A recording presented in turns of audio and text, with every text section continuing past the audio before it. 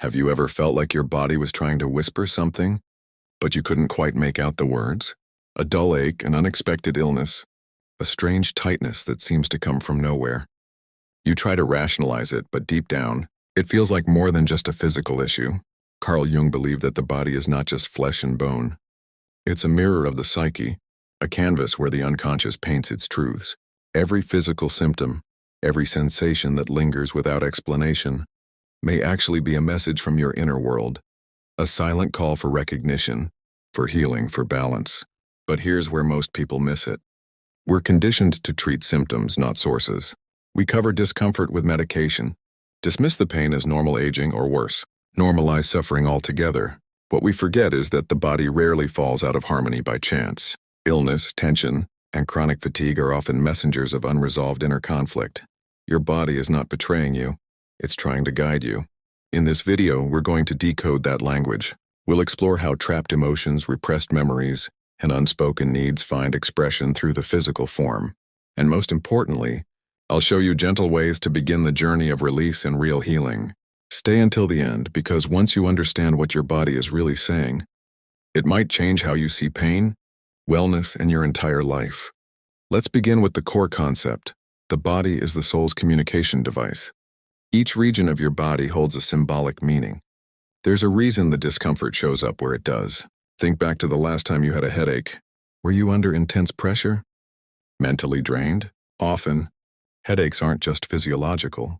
They're a reflection of an overloaded mind, a heart that's forgotten how to rest. It's your inner self whispering, please slow down. Mind and body aren't separate, they're woven together. And emotions don't just disappear when ignored. They find detours. They seep into the tissues, nerves, and muscles. Jung once said, "What you fail to bring into consciousness appears in your life as fate." And sometimes what we fail to feel emotionally shows up in our bodies instead. But instead of listening, we numb it again and again until silence turns into chronic suffering. Pain becomes familiar, not because we're meant to live with it, but because we've lost touch with the part of us that knows how to listen. Healing is not about erasing discomfort. It's about interpreting it. Every pain holds a story. A headache that won't go away might be your mind screaming for rest, not medicine. The remedy might be stillness, not more productivity. Sometimes true healing comes not from doing more, but from letting go of perfection, of self-imposed pressure, of silent expectations. Let's move deeper into your neck and shoulders. These areas often absorb your emotional load, not just physical burdens, but the ones you carry inside. Jung believed that repressed experiences don't vanish, they transmute. And often they turn into physical tension. Think about it. How many times have you felt tightness in your neck? During periods of uncertainty, when you felt stuck or powerless. Neck pain often signals a need for more mental and emotional flexibility. It's not just about stretching your body, it's about softening your grip on what you can't control, releasing outdated beliefs, and surrendering to the flow of life. Your shoulders, they tell their own truth. Maybe you're the one everyone leans on, the rock, the helper, the strong one. But who's holding space for you? Many of us have internalized the belief that needing help makes us weak, that being strong means never breaking.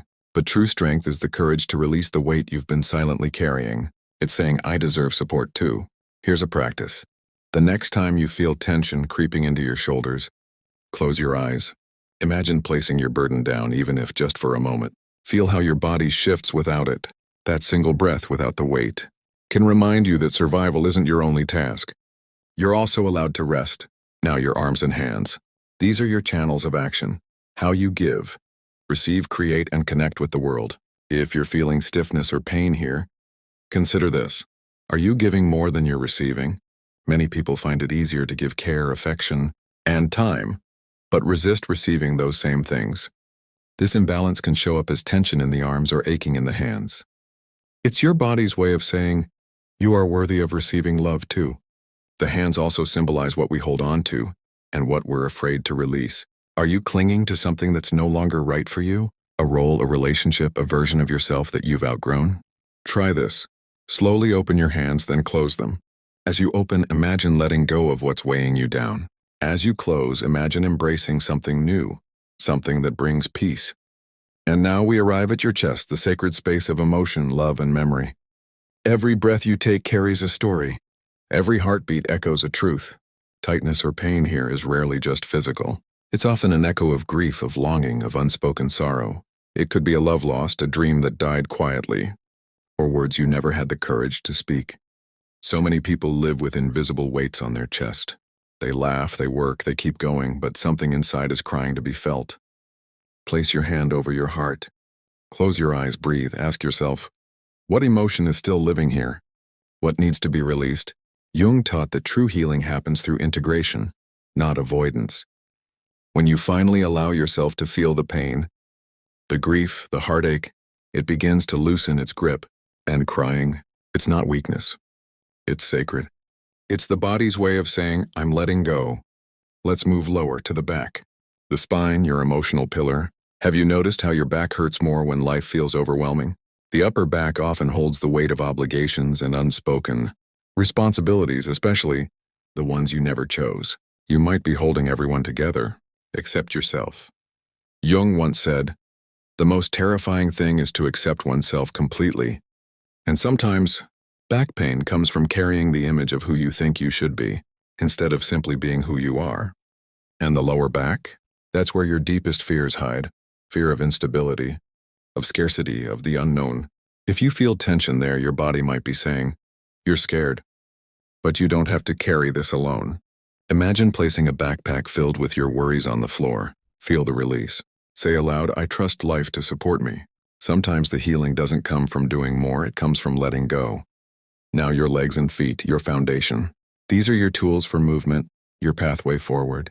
If your legs feel heavy, ask yourself, what's keeping me stuck? Have you been delaying a change? Avoiding a decision? Staying in something that no longer feeds your soul? Maybe it's fear of the unknown, or maybe it's the weight of expectations. Your body is telling you it's time to move, but not just physically, spiritually, emotionally, boldly. And your feet? They root you. If they're aching, maybe you've lost your sense of direction. Maybe the path you're on isn't yours. Try this, walk barefoot on the ground. Notice the earth. Feel each step. Grounding your body often clears the fog in your mind. It reconnects you with the present, the only place healing truly happens. Now let me share a story with you. In a quiet village nestled in the hills, there lived an old healer known not for his herbs or potions, but for his ability to hear what the body was saying. One day, a young man came to him, grimacing in pain. My back won't stop hurting. Nothing helps, he said. The healer looked at him gently and asked, who are you carrying? That one question broke something open inside the young man. He realized he had been living to please others, burying his own desires, silencing his voice. The healer handed him a paper and said, write down everything that's weighing on you, then burn it. The man did just that. And as the paper turned to ash, something inside him shifted. The pain began to ease, not because the fire was magic, but because he had finally begun to let go. That's the wisdom of the body. Pain isn't just a physical event. It's often the language of your soul asking to be heard. Behind every ache is a message. Behind every discomfort, a story waiting to be understood. Your body is a sacred messenger. It's asking not for resistance, but for your attention. You don't need to fix yourself. You need to listen. So ask yourself, what emotion might be trapped in the part of your body that hurts? What have you avoided feeling? What have you buried so deeply that your body had to speak for you? Take a moment. Close your eyes, breathe. Ask honestly, what needs to be acknowledged? Is it sadness? Anger? Fear? Maybe all three. Maybe something older than words. Healing begins with recognition, not judgment. Today, take just one step. In the comments, write, I release myself. Say it with your whole heart, mean it. Because those 3 words are not a cliche, they are a declaration. A promise to stop carrying what no longer serves you. A vow to reclaim your peace. And next time pain whispers through your back, your chest, your legs, pause. Don't suppress. Don't run, listen. Your body is your ally. It's not punishing you, it's guiding you.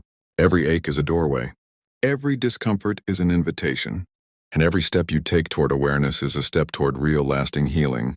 So I ask you, what is your body trying to tell you? What have you been holding in, afraid to feel?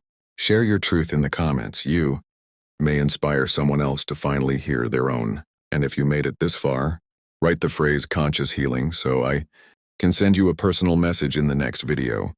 If this resonated, If it stirred something in your heart, subscribe and turn on notifications. There's more to discover. Remember, healing isn't a final destination. It's a path, and you're already walking it. See you in the next one.